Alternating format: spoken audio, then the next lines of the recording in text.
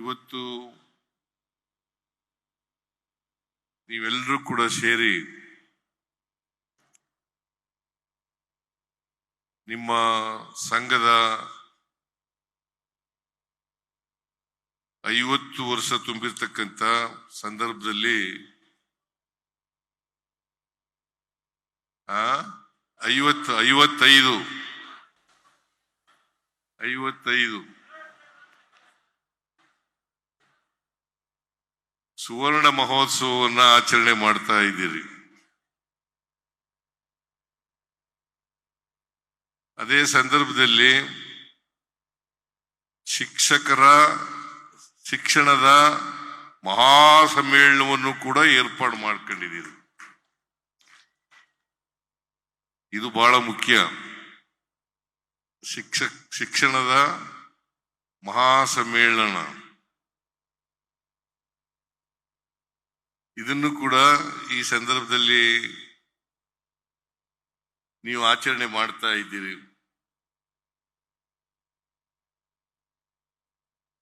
ಈ ಸಮ್ಮೇಳನದಲ್ಲಿ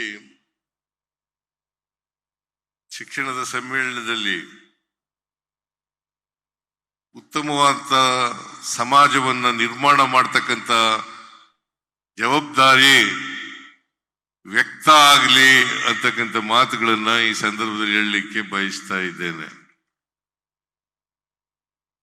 ಇದೇ ಸಂದರ್ಭದಲ್ಲಿ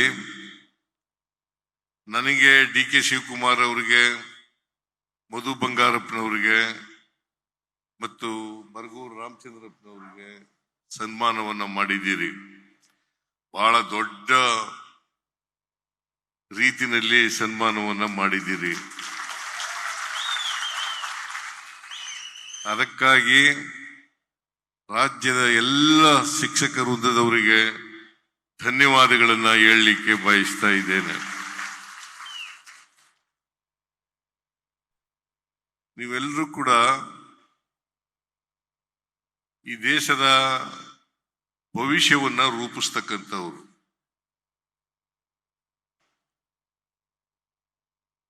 ಭವಿಷ್ಯವನ್ನ ರೂಪಿಸ್ತಕ್ಕಂಥವ್ರು. ಒಂದು ಕಾಲದಲ್ಲಿ ಶಿಕ್ಷಣ 12ರಿಂದ 15% ಇತ್ತು. ನಮ್ಮ ದೇಶಕ್ಕೆ ಸ್ವಾತಂತ್ರ್ಯ ಬಂದಾಗ ಶಿಕ್ಷಣ 12ರಿಂದ 15% ಇತ್ತು. ಇವತ್ತು ಸುಮಾರು 74% ಹೋಗಿದೆ. 75-76%.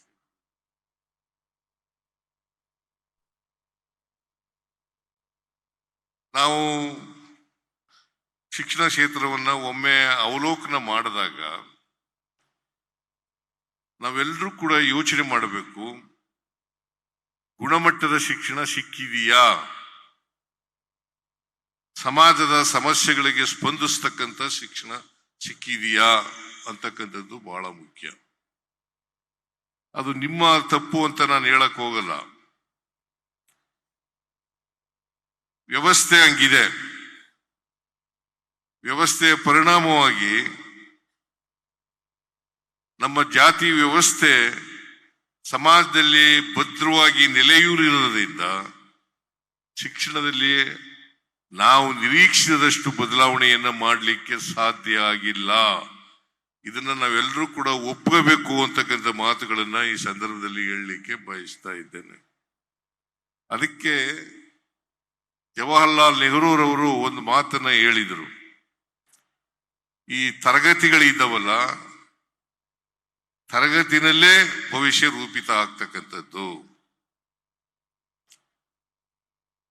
ಕ್ಲಾಸ್ ರೂಮ್ಸ್ನಲ್ಲೇ ಭವಿಷ್ಯ ರೂಪಿತ ಆಗ್ತಕ್ಕಂಥದ್ದು. ಒಬ್ಬ ವ್ಯಕ್ತಿ ಶಿಕ್ಷಣ ಪಡೆದವನು, ಅದು ಡಿಗ್ರಿ ಪಡೆದಿರಲಿ, ಪೋಸ್ಟ್ ಗ್ರಾಜುಯೇಷನ್ ಆಗಿರ್ಲಿ, ಅಥವಾ ಇನ್ಯಾವುದೇ ಡಾಕ್ಟರ್ಗಾಗಿರ್ಲಿ, ಇಂಜಿನಿಯರ್ ಆಗಿರ್ಲಿ, ಸೈಂಟಿಸ್ಟ್ ಆಗಿರ್ಲಿ, ನಾವು ಎಂಥ ಶಿಕ್ಷಣವನ್ನು ಪಡ್ಕೋಬೇಕು ಅಂತಕ್ಕಂಥ ವಿಚಾರವನ್ನ ಮಾಡಬೇಕಾಗ್ತದೆ. ಅದಕ್ಕೆ ನಮ್ಮ ಸಂವಿಧಾನದಲ್ಲಿ, ಬಾಬಾ ಸಾಹೇಬರು ಕೊಟ್ಟಿರ್ತಕ್ಕಂಥ ಸಂವಿಧಾನದಲ್ಲಿ ಆರ್ಟಿಕಲ್ 51 ಕ್ಲಾಸ್ 1, ಆರ್ಟಿಕಲ್ 51 ಕ್ಲಾಸ್ 1ರಲ್ಲಿ ಬಹಳ ಸ್ಪಷ್ಟವಾಗಿ ಹೇಳ್ತದೆ, ನಮಗೆ ಎಂತ ಶಿಕ್ಷಣ ಸಿಗಬೇಕು ಅಂತಕ್ಕಂಥ ಒಬ್ಬ ವ್ಯಕ್ತಿ ಜವಾಬ್ದಾರಿಯುತವಾಗಿ ನಡ್ಕೊಳ್ಬೇಕಾದ್ರೆ, ಆ ವ್ಯಕ್ತಿಯ ವಿಕಾಸ ಆಗ್ಬೇಕಾದ್ರೆ ಎಂತ ಶಿಕ್ಷಣ ಸಿಗಬೇಕು ಅಂತಕ್ಕಂಥದನ್ನ ಬಹಳ ಸ್ಪಷ್ಟವಾಗಿ ಹೇಳ್ತದೆ. ವೈಜ್ಞಾನಿಕವಾದಂತ ವೈಚಾರಿಕವಾದಂತ ಶಿಕ್ಷಣ ಸಿಗಬೇಕು, ಇದು ಬಹಳ ಸ್ಪಷ್ಟವಾಗಿ ಇರ್ತಕ್ಕಂಥದ್ದು. ನಮ್ಮ ಹೇಳಿ ಕೇಳಿ ನಮ್ಮ ಸಾಮಾಜಿಕ ವ್ಯವಸ್ಥೆ ಇದೆಯಲ್ಲ, ಜಾತಿ ವ್ಯವಸ್ಥೆಯಿಂದ ಕೂಡಿತಕ್ಕಂಥ ಸಮಾಜ, ಅನೇಕ ಮೌಢ್ಯಗಳಿಂದ ಕೂಡಿತಕ್ಕಂಥ ಸಮಾಜ, ಮೌಢ್ಯಗಳನ್ನ ಆಚರಣೆ ಮಾಡ್ತಕ್ಕಂಥ ಸಮಾಜ, ಕಂದಾಚಾರಗಳನ್ನ ಆಚರಣೆ ಮಾಡ್ತಕ್ಕಂಥ ಸಮಾಜ. ನಾವು ಮೌಢ್ಯಗಳನ್ನ ಕಂದಾಚಾರಗಳನ್ನ ದೂರ ಮಾಡ್ತಕ್ಕಂಥ ಶಿಕ್ಷಣವನ್ನ ಪಡ್ಕೊಳ್ಬೇಕು ಅಂತಕ್ಕಂಥದ್ದು ಅತ್ಯಂತ ಅಗತ್ಯ ಅಂತಕ್ಕಂಥ ಮಾತುಗಳನ್ನ ಹೇಳಲಿಕ್ಕೆ ಬಯಸ್ತಾ ಇದೆ. ಸಮಾಜ ಬದಲಾವಣೆ ಆಗ್ಬೇಕಲ್ಲ, ಸಮಾಜ ಬದಲಾವಣೆ ಆಗದೇನೆ ನಾವೆಲ್ಲರೂ ಕೂಡ ಅಸಮಾನತೆಯಿಂದ ಕೂಡಿರ್ತಕ್ಕಂಥ ಈ ಸಮಾಜದಲ್ಲಿ ಮುಖ್ಯವಾಹಿನಿಗೆ ಬರಲಿಕ್ಕೆ ಸಾಧ್ಯ ಆಗಲ್ಲ. ಮುಖ್ಯವಾಹಿನಿಗೆ ಬರಬೇಕಾದ್ರೆ ಅಸಮಾನತೆ ಹೋಗ್ಲೇಬೇಕು. ಅಂಬೇಡ್ಕರ್ ಅವರು 1949 ನವೆಂಬರ್ 25ನೇ ತಾರೀಕು ಕಾನ್ಸ್ಟಿಟ್ಯೂಂಟ್ ಅಸೆಂಬ್ಲಿಯಲ್ಲಿ ಒಂದು ಭಾಷಣ ಮಾಡಿದ್ದಾರೆ. ಏನಪ್ಪ ಹೇಳ್ತಾರೆ ಅವರು ಅಲ್ಲಿ ಅಂತಂದ್ರೆ, ನಾವು 1950 ಜನವರಿ 26ನೇ ತಾರೀಕಿಗೆ ನಮ್ಮ ಸಂವಿಧಾನ ಜಾರಿಗೆ ಬರ್ತದೆ. 1950 ಜನವರಿ 26ನೇ ತಾರೀಕು ನಮ್ಮ ಸಂವಿಧಾನ ಜಾರಿಗೆ ಬರ್ತದೆ. ನಾವು ಎಂತ ಸಮಾಜಕ್ಕೆ ಕಾಲಿಡ್ತಾ ಇದ್ದೀವಿ ಅವತ್ತು ಅಂತಂದ್ರೆ, ವೈರುಧ್ಯತೆಯಿಂದ ಕೂಡಿರ್ತಕ್ಕಂಥ ಸಮಾಜಕ್ಕೆ ಕಾಲಿಡ್ತಾ ಇದ್ದೀವಿ. ವೈರುಧ್ಯತೆ ಇರ್ತಕ್ಕಂಥ ಸಮಾಜಕ್ಕೆ ಕಾಲಿಡ್ತಾ ಇದ್ದೀವಿ. ಈ ವೈರುಧ್ಯತೆ ಹೋಗ್ಬೇಕಾದ್ರೆ ಪ್ರತಿಯೊಬ್ಬರಿಗೂ ಕೂಡ, ಭಾರತ ದೇಶದಲ್ಲಿ ಇರ್ತಕ್ಕಂಥ 143 ಕೋಟಿ ಜನ ಇದಾರಲ್ಲ, ಈ 143 ಕೋಟಿ ಜನರು ಕೂಡ ಆರ್ಥಿಕವಾಗಿ ಸಾಮಾಜಿಕವಾಗಿ ಸಬಲರಾದಾಗ ಮಾತ್ರ ನಾವು ಮುಖ್ಯವಾಹಿನಿಗೆ ಬರಲಿಕ್ಕೆ ಸಾಧ್ಯ ಆಗ್ತದೆ, ಸಮಾಜದಲ್ಲಿ ಬದಲಾವಣೆಯನ್ನ ಕಾಣಲಿಕ್ಕೆ ಸಾಧ್ಯ ಆಗ್ತದೆ ಅಂತಕ್ಕಂಥ ಮಾತುಗಳನ್ನ ಹೇಳಿದ್ದಾರೆ. ಈ ದೇಶದ ಸ್ವಾತಂತ್ರ್ಯ ಬಂದಿದೆ ನಮಗೆ 1947 ಆಗಸ್ಟ್ 15ನೇ ತಾರೀಕು ಸ್ವಾತಂತ್ರ್ಯ ಬಂತು.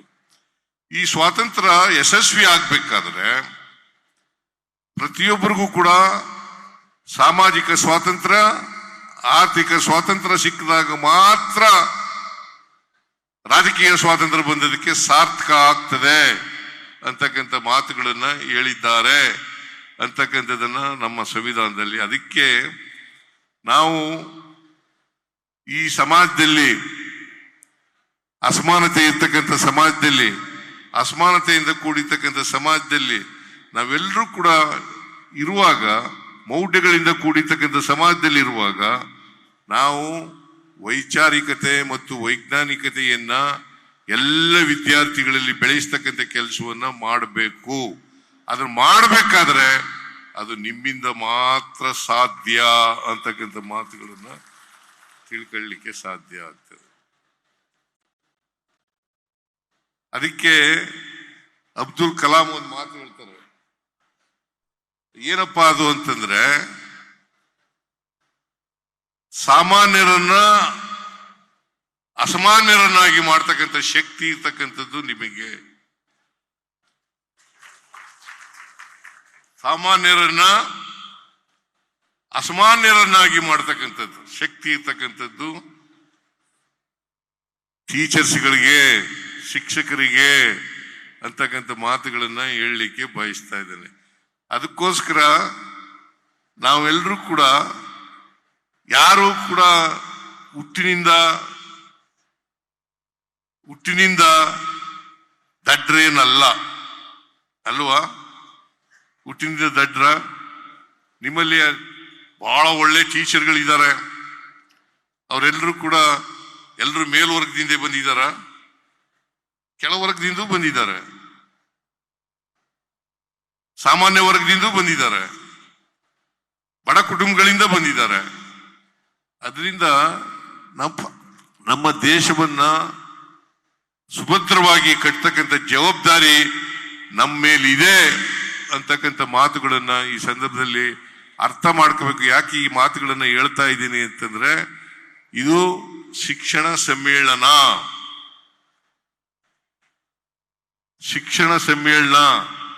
ಆದ್ರಿಂದ ಈ ಮಾತುಗಳನ್ನ ಹೇಳ್ತಾ ಇದ್ದೀನಿ ಅಂತಕ್ಕಂಥ ಮಾತುಗಳನ್ನ ಹೇಳಲಿಕ್ಕೆ ಬಯಸ್ತಾ ಇದ್ದೇನೆ. ಮಹಾತ್ಮ ಗಾಂಧೀಜಿಯವರು ಒಂದು ಮಾತು ಹೇಳ್ತಾರೆ, 3H ಮಹತ್ವವನ್ನ ಹೇಳ್ತಾರೆ.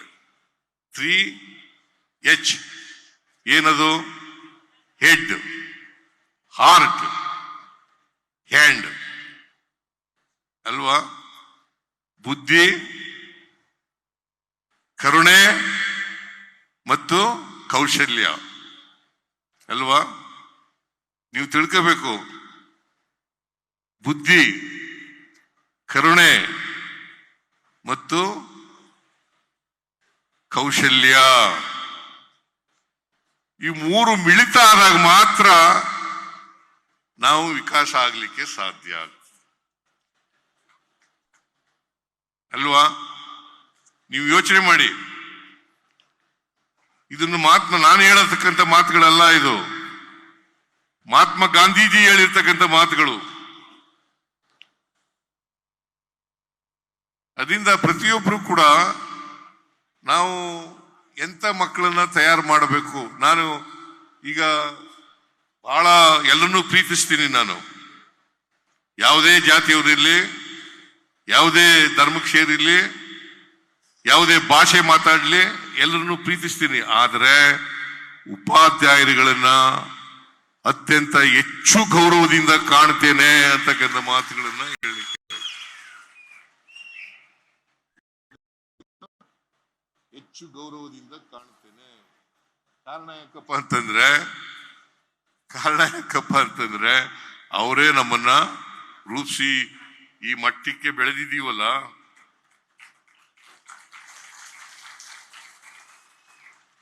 ಅದರಲ್ಲೂ ಶಾಲಾ ಶಿಕ್ಷಕರು ಇದಾರಲ್ಲ, ಪ್ರಾಥಮಿಕ ಶಾಲೆ ಪ್ರೌಢಶಾಲೆ ಶಿಕ್ಷಕರಿದಾರಲ್ಲ, ನಮಗೆ ಹೆಚ್ಚು ಗೌರವವನ್ನು ಕೊಡ್ತಕ್ಕಂಥ ಶಿಕ್ಷಕರು ಯಾರಪ್ಪ ಅಂತಂದ್ರೆ ಪ್ರಾಥಮಿಕ ಮತ್ತು ಪ್ರೌಢ ಶಿಕ್ಷಣ. ಇವತ್ತು ಎಂತ ಸ್ಥಾನದಲ್ಲಿದ್ದೀರಿ ನೀವು ನೋಡಿ.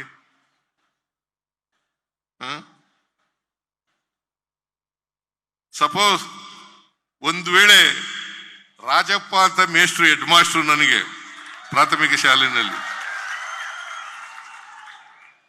ಅವರು ನಮ್ಮ ಊರಿಗೆ ಹೆಡ್ ಮಾಸ್ಟರ್ ಆಗಿ ಬರದೇ ಹೋಗಿದ್ರೆ ನಾನು 5ನೇ ತರಗತಿಗೂ ಸೇರ್ಕತಿರ್ಲಿಲ್ಲ, ಇವತ್ತು ಲಾಯರು ಆಯ್ತಿರ್ಲಿಲ್ಲ, ಜೊತೆಗೆ ಮುಖ್ಯಮಂತ್ರಿನೂ ಕೂಡ ಆಯ್ತಾ ಇರ್ಲಿಲ್ಲ. ಅವ್ರನ್ನ ಗೌರವಿಸ್ಬೇಕ ಬೇಡ? ಗೌರವಕ್ಕೆ ಅರ್ಹರಾದಂತ ವ್ಯಕ್ತಿ ಯಾರಪ್ಪ ಅಂತಂದ್ರೆ ಶಿಕ್ಷಕರು.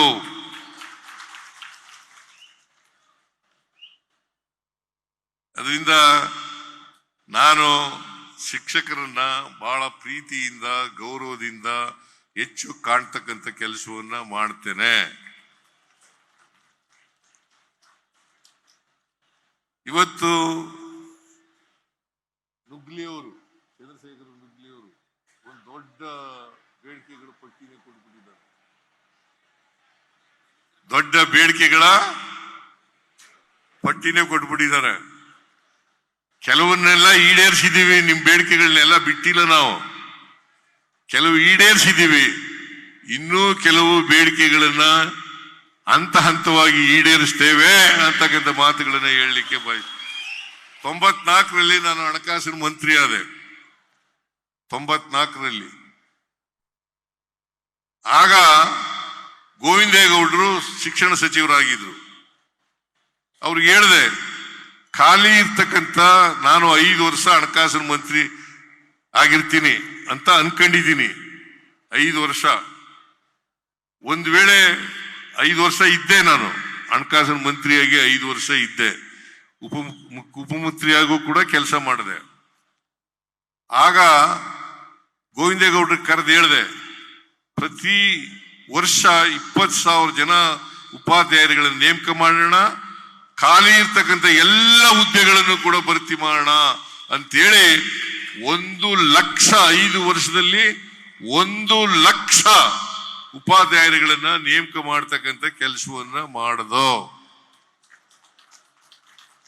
ಸರ್ಕಾರಿ ನೌಕರರಲ್ಲಿ 50% ನೀವಿರೋದು ಜಾಸ್ತಿ, ನೀವೇ ಜಾಸ್ತಿ, 50%ಗಿಂತ ಜಾಸ್ತಿ ಇದ್ದೀರಿ.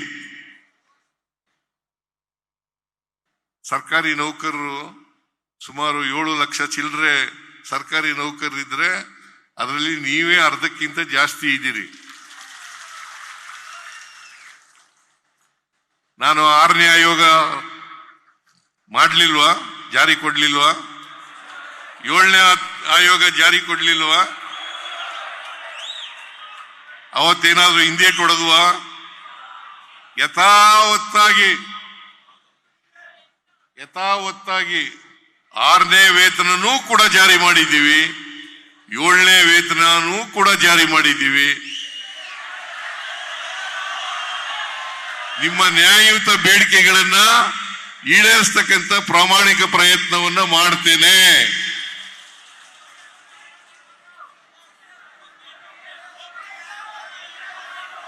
ಈಗ ಇನ್ಕ್ರಿಮೆಂಟ್ ಹೇಳಿದ್ದಾರೆ ಅಲ್ಲ, ಒಂದು ಇನ್ಕ್ರಿಮೆಂಟ್ ಕೊಡಬೇಕು ಅಂತ ಹೇಳಿದ್ದಾರೆ.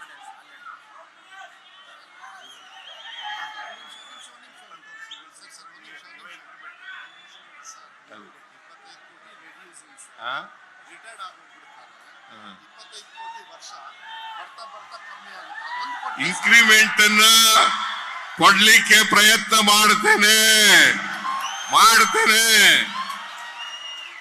ಒಡನೆ ಚಪ್ಪಾಳೆ.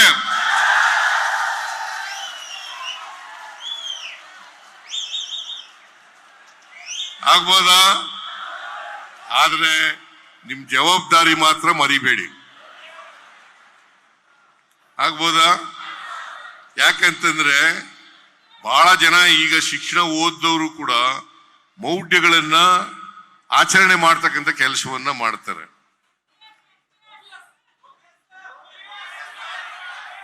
ಮೌಢ್ಯಗಳನ್ನ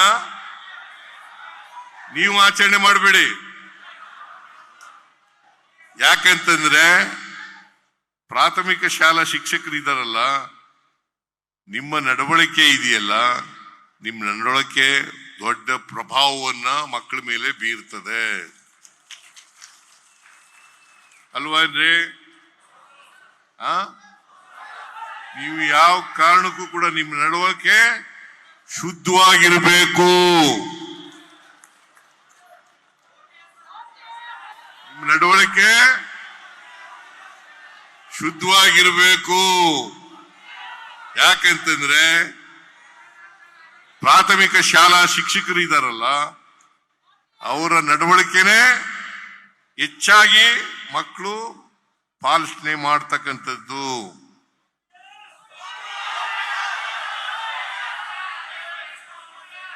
ಅಲ್ವೇನ್ರಿ? ಮೌಢ್ಯಗಳನ್ನ, ಕಂದಾಚಾರಗಳನ್ನ ಆಚರಣೆ ಮಾಡಬೇಡಿ ಅಂತ ಯಾರು ಹೇಳಿದ್ದು?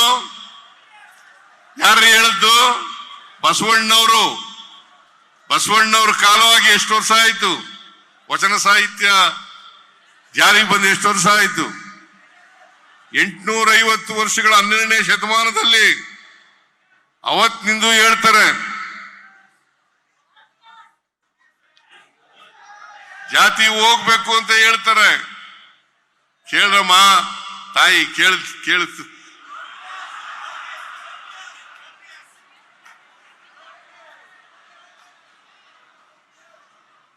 ನೀವೆಲ್ಲ ಮಕ್ಕಳಿಗೂ ಕೂಡ ವೈಜ್ಞಾನಿಕತೆ ಮತ್ತು ವೈಚಾರಿಕತೆಯನ್ನ ಕಲಿಸಿದ್ರೆ ಸಮಾಜ ಸುಂದರವಾಗತ್ತಲ್ವಾ? ಸುಭದ್ರ ನಾಡನ್ನ ಕಟ್ಟಲಿಕ್ಕೆ ಸಾಧ್ಯ ಆಗತ್ತಲ್ವಾ? ಸುಭದ್ರ ದೇಶವನ್ನ ಕಟ್ಟಲಿಕ್ಕೆ ಸಾಧ್ಯ ಆಗ್ತದಲ್ವಾ? ಜಾತ್ಯತೀತ ಸಮಾಜವನ್ನು ನಿರ್ಮಾಣ ಮಾಡಲಿಕ್ಕೆ ಸಾಧ್ಯ ಆಗ್ತದಲ್ಲ? ಹೌದಲ್ಲ? ಅದನ್ನೇ ಮಾಡಬೇಕಾಗಿರೋದು.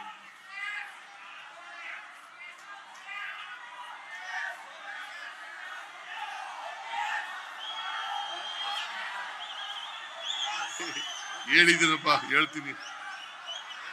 5,000 ಟೀಚರ್ಸ್ ಮಾಡಿರಿ, 5,000 ಟೀಚರ್ಸ್ OPS ಮಾಡಿದಿರಿ, ಸುಪ್ರೀಂ ಕೋರ್ಟ್ ಆರ್ಡರ್ ಪ್ರಕಾರ. ಅದ್ ಮಾಡೋಣ. ಈಗ ನಿಮ್ ಬೇಡಿಕೆಗಳನ್ನೆಲ್ಲ ಈಡೇರಿಸ್ತಕ್ಕಂಥ ಕೆಲಸ ನಾವು ಮಾಡೋಣ. ಆದ್ರೆ ನೀವು ಮಾಡಬೇಕಾದಂತ ಕೆಲಸವನ್ನ ಮಾಡಿ.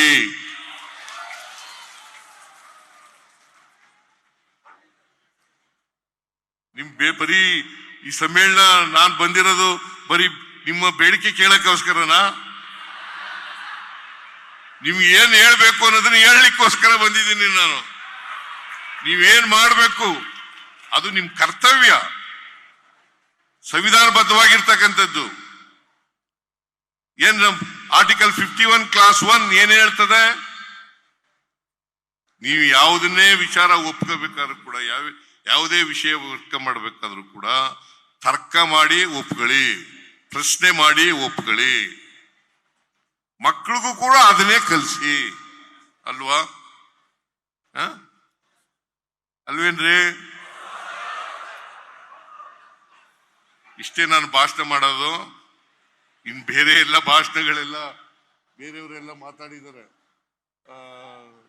ಇವರೆಲ್ಲ ಮಾತಾಡಿದ್ದಾರೆ. ಆಮೇಲೆ ಈ ಶಾಂತರಾಮ್ ಮೊನ್ನೆ ಎಂದವರು ಇವ್ರಿಗೊಂದು ನನಗೊಂದು ಚೀಟಿ ಕೊಟ್ಟಿದ್ದಾರೆ. ಆ ಚೀಟಿ ಏನಪ್ಪಾ ಅಂತಂದ್ರೆ OPS NPS ಬಗ್ಗೆ ಚರ್ಚೆ ಮಾಡಬೇಕು, ಒಂದು ಟೈಮ್ ಕೊಡಿ ಅಂತ ಹೇಳಿದ್ದಾರೆ. ಅವ್ರಿಗೆ ಟೈಮ್ ಕೊಡ್ತೀನಿ, ಚರ್ಚೆ ಮಾಡಿ. ನಾವು ಕ್ಯಾಬಿನೆಟ್ ನಲ್ಲೂ ಕೂಡ ಚರ್ಚೆ ಮಾಡಿ, ಯಾಕಂದ್ರೆ ನಾನೇ ತೀರ್ಮಾನ ಮಾಡಕ್ಕಾಗಲ್ಲ.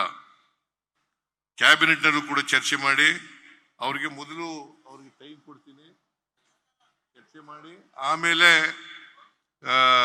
ಒಂದು ತೀರ್ಮಾನಕ್ಕೆ ಬರ್ತಕ್ಕಂಥ ಕೆಲಸವನ್ನ ಮಾಡ್ತೇವೆ ಅಂತಕ್ಕಂಥ ಮಾತುಗಳನ್ನ ಈ ಸಂದರ್ಭದಲ್ಲಿ ಹೇಳಿ ನಿಮ್ಮಲ್ಲಿ ಕೈ ಮುಗಿದು ಪ್ರಾರ್ಥನೆ ಮಾಡ್ತೀನಿ.